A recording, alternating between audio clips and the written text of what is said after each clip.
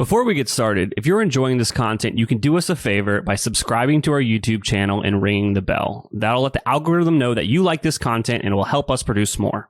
Starting with what questions or assumptions or hypotheses are you trying to prove true or false, and make sure that you have tracking for that and answer those questions, and don't get distracted by everything else that you could be doing in GA. Welcome to Honest eCommerce, a podcast dedicated to cutting through the BS and finding actionable advice for online store owners. I'm your host, Chase Clymer, and I believe running a direct-to-consumer brand does not have to be complicated or a guessing game. On this podcast, we interview founders and experts who are putting in the work and creating real results. I also share my own insights from running our top Shopify consultancy, Electric Eye. We cut the fluff in favor of facts to help you grow your e-commerce business. Let's get on with the show. Hey everybody, welcome back to another episode of Honest eCommerce. Today we're welcoming to the show the founder and CEO of Elevar. They power server-side conversion tracking for direct-to-consumer brands on Shopify and Shopify Plus that need accurate data to make strategic decisions. Brad, welcome to the show. Awesome. Thanks for having me, Chase. I'm excited to get into it, and I'm excited that it's now working. We had some technical difficulties, but we persevered, and here we are. Yeah, awesome. 100% my fault. Thunderstorm just came through here, so it's probably throwing some Wi-Fi out of whack, but we're on, so we're good. We're good. All right. So just quickly, can you talk about Elevar? Like, what's the product? Like, what's the problem it's solving? I kind of shared a little bit there, but give me the layman's terms of what you guys are doing. Yep. Two main things. Two main goals. Number one, we ensure that every marketing channel, i.e. a Facebook, Pixel, a Google Analytics, a GA4, TikTok, etc., but every marketing destination or analytics tool that you connect through Elevar receives 100% of conversions. And we do that through the server-side tracking connection with Shopify. Number two is that every conversion that we send to those platforms contains the maximum amount of attribution data associated with that, so the platform can then do its matching back to a customer, matching clicks to conversions, etc. So by attribution data, that could be cookie values like the FBC, FBP cookie for Facebook, or UTM parameters, or click IDs for affiliates, etc. Those are the two main things that we focus and obsess over, and obviously a lot of nuance, but that's the layman's example of what we do.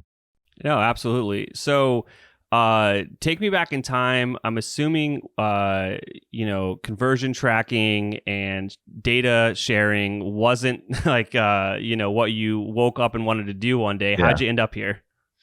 Yeah. So Elevar started, so the pre-Elevar, this is my second SaaS startup in the world of e-com and analytics, but Elevar started solving a problem in between where in my previous career at an agency, we designed, developed, and optimized sites for mid to large retailers. Primarily back then was Magento Enterprise and Demandware, and then Salesforce. But kept running into the same problem of, okay, we're trying to pull all this data from Google Analytics and analyze it and slice and dice it to provide insights and a strategic report to our customers to help them build a roadmap on what to execute on that's going to drive the most value.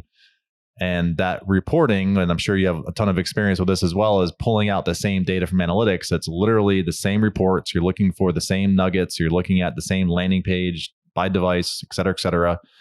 So Elevar was immediate thought was we should be able to automate this, because by the time a person pulls that data out, does the analysis, puts it into a deck, presents it to the customer or brand. The brand reviews it with their team. They make decisions on, yes, let's move forward. It's 30 days later. So you are essentially making decisions based on data that's really old and stale. So Elevar sought out for our beta product, we just ingested all of your Google Analytics data. We had a bunch of algorithms where we slice and dice, just looking for essentially pass fail. And we'd say, hey, these 20 things are wrong with GA. Like here's your high exit pages with very low page value that have a high number of sessions. So trying to just help that analysis part. Where we ended up hitting some friction was, while the concept was great, more than 50% of our customers were just like, well, this is great, but I don't trust my data. I know my data is inaccurate. I don't know if this is an explicit podcast or not, but yeah, go for it. Anyway, so yeah, I don't trust my data, so I don't really trust the insights that you're providing me because it's being based on that inaccurate data. So then we said, all right, well, we got to solve this problem. Back then, it was a little bit of a mix of Magento and Shopify. So then we said, all right, let's create a Google Tag Manager app that we know can just automate everything that we need in terms of a data foundation for GA. And that'll help solve the problem of getting that accurate data. And that just kept leading to more and more, well, GA is not accurate, Facebook's not accurate, Google Ads conversions aren't accurate, et cetera. And honestly, just working closely with our customers, listening to them and hearing quotes like, I will literally pay you $500 every month for the rest of my life if my Google Ads conversion tracking never breaks again, because it just broke and it cost me $30,000 and that can't happen again. So we just kept going deeper and deeper and deeper and solving this problem, and which kept uncovering more problems. And with the world of privacy changes and browser changes, which is making tracking more and more difficult and complex, it's like the never ending road, and that onion that just keeps having more and more layers. So we actually sunset the original and data analysis part of our product this year. So we no longer do that analysis inside our app and just focus on tracking. Absolutely. So in going back to the beginning, you were essentially automating reporting at the end of the day. Was a very simple way and that's how it started. And then you guys just kept iterating and pivoting based upon the feedback you were getting from your customers. Yeah, exactly. That's wild. And I think that every time Google Analytics comes up, when I'm talking with customers or prospects, leads, et cetera, on the agency side of things, it's just, they immediately are like, yeah, it's probably not right. And it's like, okay, well, that's a good place to start. Let's get this in better shape. And then once you get that data in better shape, I think one of the other biggest pain points for just people that own e-commerce businesses that are out there is they don't know what to do with the data. No one's actually looking at the data. Nobody's making insights from the data. Yeah. And that, honestly, if I were to poll all of our customers, I don't think the vast majority of any site out there is going to say, yes, my Google Analytics is 100% accurate. And that's just the reality that we're, especially going forward with privacy restrictions, that's our reality historically, and that's going to be the reality going forward. Where we've seen brands really excel with GA or agencies that are doing the analysis on behalf of brands is, don't just open up Google Analytics every day just trying to pick a path to go down, and you just go in deeper, because you're gonna end up in a black it's like the black hole, where you just keep going deeper and deeper. Then an hour later, you're like, I don't even know what I was looking for. I don't really have any insights to share. So it's more of taking what's the foundational data that we need to have in place, whether it's transactions, your enhanced e-commerce reports, if you rely on the product performance reports in GA, or landing pages by campaign, et cetera. But then it's what questions do I need GA to answer for us today, this week, this quarter, this year, potentially, and make sure your tracking is set up to answer those questions. So and that's going to vary by role, especially once you get into an organization where you have product owners for email and retention, product owner for Facebook, product owner for Google Ads and affiliates. They will all have different use cases for what they need to get out of GA, and many times they conflict.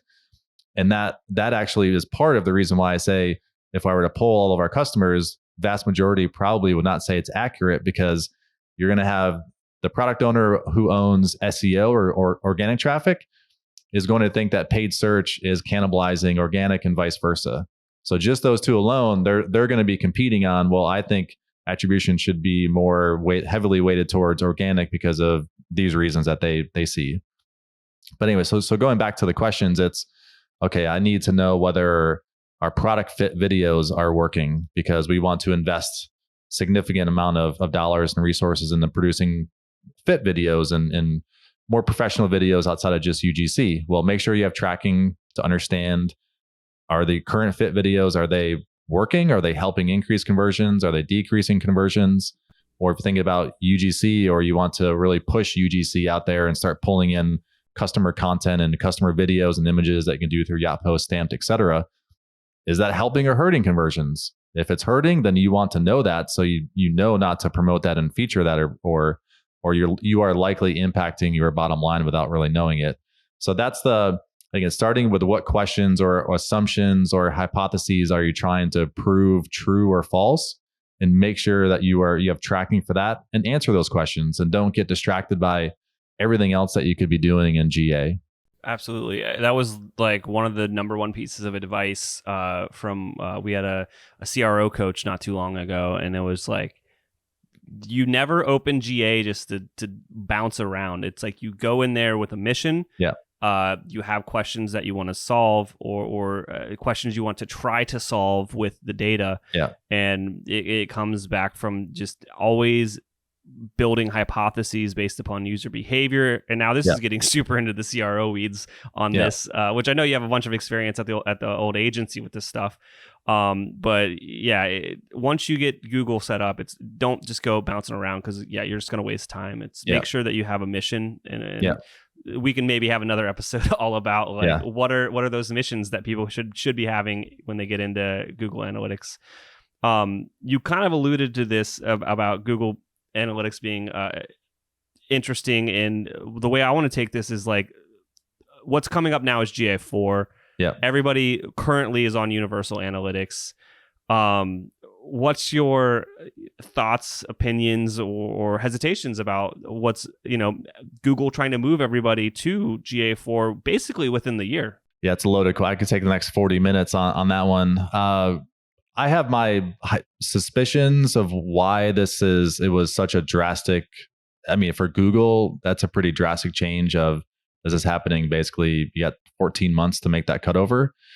They've been in the middle of a lot of controversy in Europe with their data processing agreements and how data is flowing over the pond, so to speak. And they've been in lawsuits, and they've been deemed illegal in certain countries. And that has a trickle-down effect, not necessarily just for Google Analytics as a whole, but everything else within the world of Google, whether it's within Google Ads, whether it's YouTube, whether it's their display network, AdSense, etc. So one of mine, I think if I look at what Google ended up rolling out with Google Tag Manager, where I think it was August 2020, they released their server-side container type, where you could essentially spin up a Google Cloud platform and host your own GTM server-side container. That's one thing I've thought about with GA4, or just if we say Google Analytics, is potentially start looking at how they can enable users in countries that have to follow very strict regulations, is how can they self-host that. That's pure conjecture. I don't have like an insider information, but it's more, I'm thinking, the reason why I came to that one hypothesis is that just so much scrutiny is happening with privacy is making analytics more of a DIY. You own it. It's not going to live on our servers where you don't know where everything's going. It could be your own servers, it could be ours, etc. So that's a little bit about why I think it's happening. It's just a privacy shift, and we're starting to see this with even Shopify's some of their new privacy changes and enforcements that they're having. But in terms of how it's going to impact tracking for all of us, not even just e-com brands, is number one, the UI right now, 99.9% of users, they just find the UI unusable. And that could be, to me, it's not necessarily, it's not a knock on GA4. It's just time is our number one resource, all of us. We have a very finite amount of time, and we don't have the time to spend 10x additional time that we've allocated for GA just to understand how to use GA4, because it doesn't look like UA, which is what we've all used for 10 to 15 years. So do I want to take 10 hours that I was planning on doing these other high level initiatives for my business to just learn and maybe figure out GA4? So I think that's the friction. That's going to be the friction over the next year. But there are a lot of good things with GA4. Their funnel builder, their path explorer, just the way that you can send data makes it a lot more flexible to, again, if you know how to use it, to extract insights.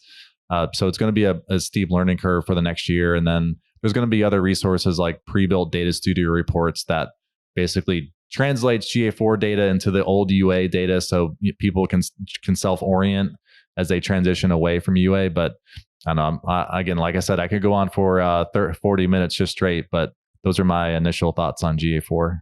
Absolutely. I guess I'll ask your opinion as kind of a data expert. On our side, we've implemented GA4 a few times now for clients, and their immediate response is, this data doesn't match. Yeah. And my response is, okay, Like there's Yeah. nothing we can do about it. Yeah. That's like, that is, it's set up the right way, but Google, the way that GA works is so different from Universal Analytics that it isn't going to match for a while. Yeah. Yeah, that is the number one question that we've been getting for years on it, even when we've been setting it up since it was called App Plus Web. But if you just take revenue in Universal Analytics is literally your net revenue. So you think about product line item revenue plus shipping plus taxes minus discounts. That's your revenue metric in Universal. In GA4, when you go into I think it's the performance tab, whatever, or reports on our performance, the revenue you see is a line item revenue. So you are seeing revenue for your line items. So just those two alone, they're not supposed to match. They're different metrics. Conversion rate, probably as of this recording, there isn't actually a conversion rate metric in GA4. You have to create a calculated metric for that. Yes, most people don't know that because you are blinded when you get into GA4 of just like, holy shit, where am I? Everything's new. And yeah, you just don't even realize the obvious. Like, how can I look at my source medium report and see conversion rate by source medium? You can't. So there's so many nuances. Bounce rate. So bounce rate and engagement rate, or the engagement session or engaged session. You can control how that's calculated in GA4. So you can say, well, I want an engaged session to be anyone who is on, even if they visit one page, but if they've been on the page for more than 30 seconds, I want to view that as an engaged session. So that way you can split people that are less than 30 seconds, greater than 30 seconds, even if they just viewed one page. And that, you might ask, well, why would I do that? Think about your video sales letter landing pages or ClickFunnels landing pages, or Truvani, the food babe. They've in my opinion always had one of the best experiences, where very, very long pages, product pages, where telling a story, the problem, etc. And those, you might, if someone's on that page for 2 minutes, but they exit, that would be a bounce in Universal Analytics, but in GA4, that would be an engaged session. So that to me it could be a very useful session to analyze, understand what they're doing, sync it to Google Ads, whatever else you might want to do. Anyway, so there's a lot of examples like that they just, like you said, they're not meant to match to UA.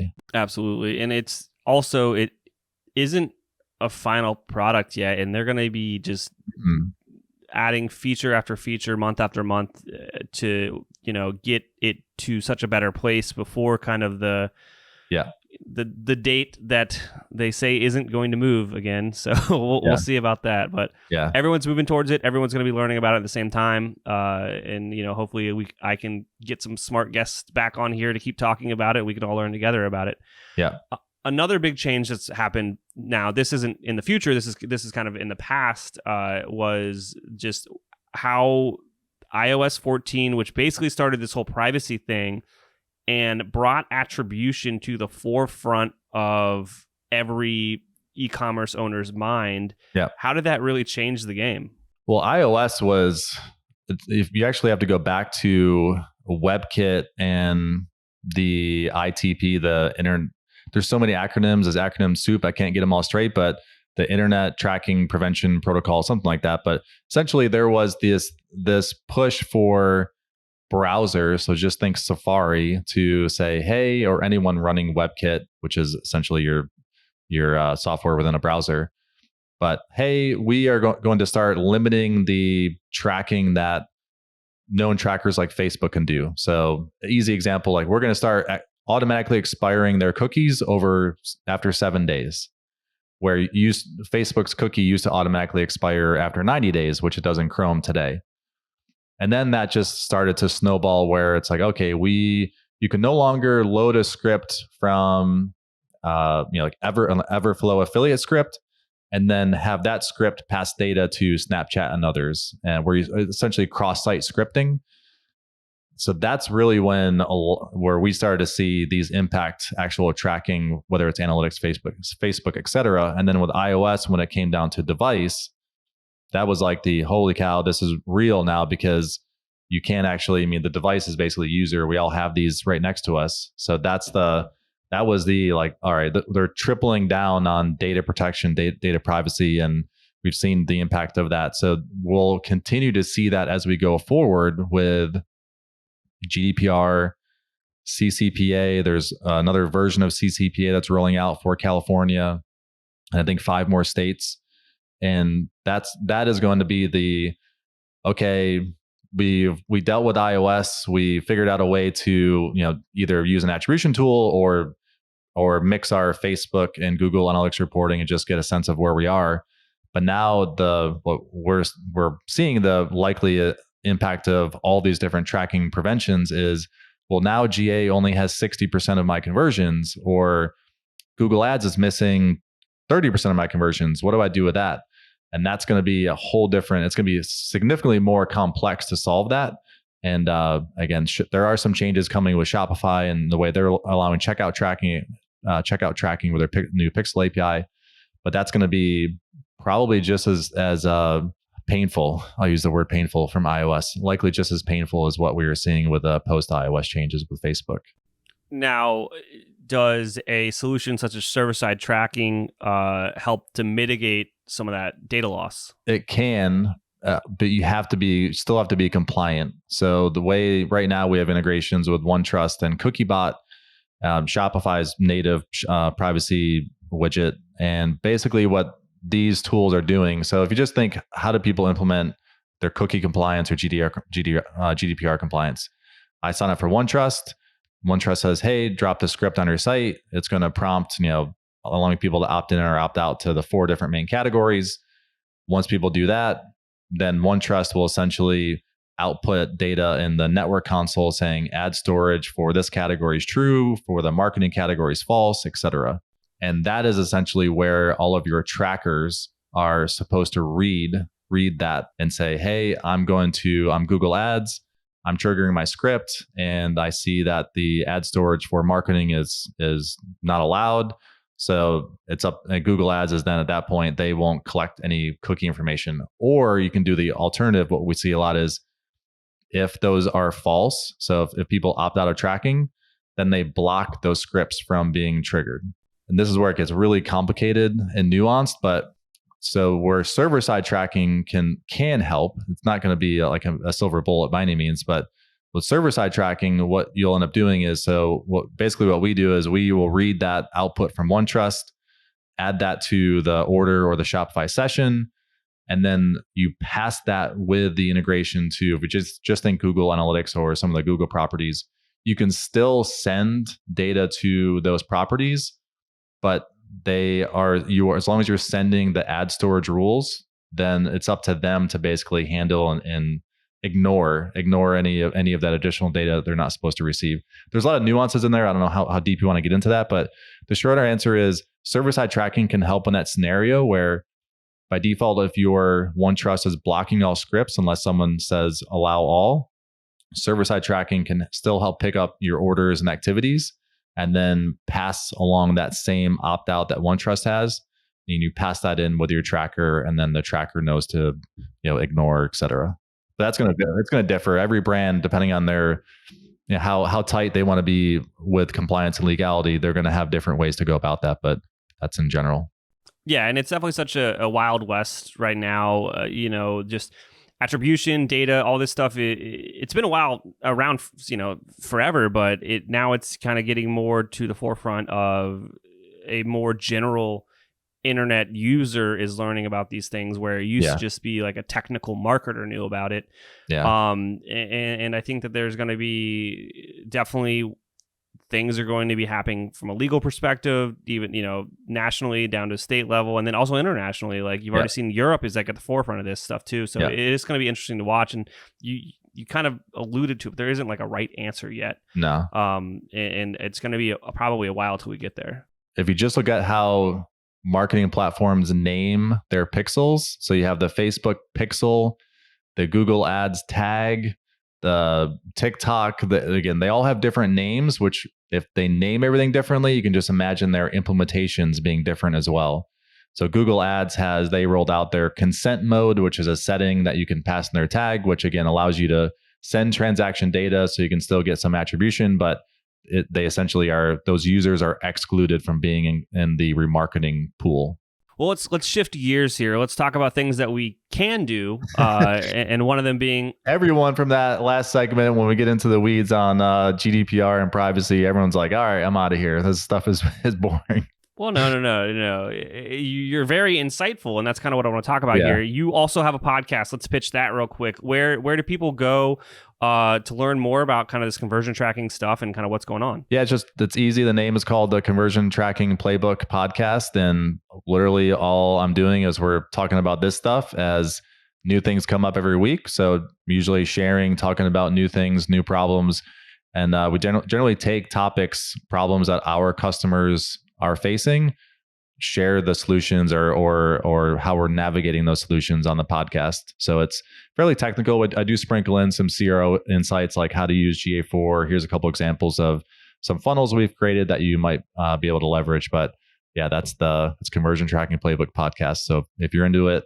you'd enjoy it. Absolutely. We'll make sure to link to that in the show notes. Is there anything that I didn't ask you about today that you think would resonate with our audience? I would say the one thing that I would just share, something that we see with everything that's going on with privacy, attribution, et cetera, that we are seeing a heightened focus on CRO. So it's, if we all know what's going on with just rising costs across the board.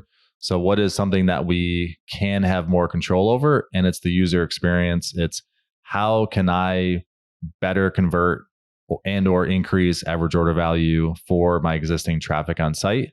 So that is where we see just a bigger focus on, okay, we're going to let Facebook and kind of do its thing. We're going to focus on CRO, user experience, testing, iterating, making sure that we are maximizing the value out of our existing traffic.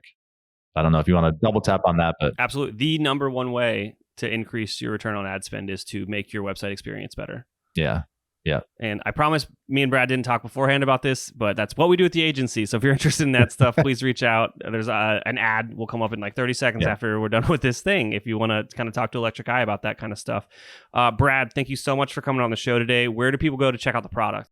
Just get elevar.com, GETELEV as in Victor, AR.com. Awesome. Or on the App Store, Shopify App Store. Thank you so much for coming on the show today. All right. Thanks, Chase. All right, I can't thank our guests enough for coming on the show and sharing their knowledge and journey with us. We've got a lot to think about and potentially add into our own business. You can find all the links in the show notes. Make sure you head over to honestecommerce.co to check out all of the other amazing content that we have.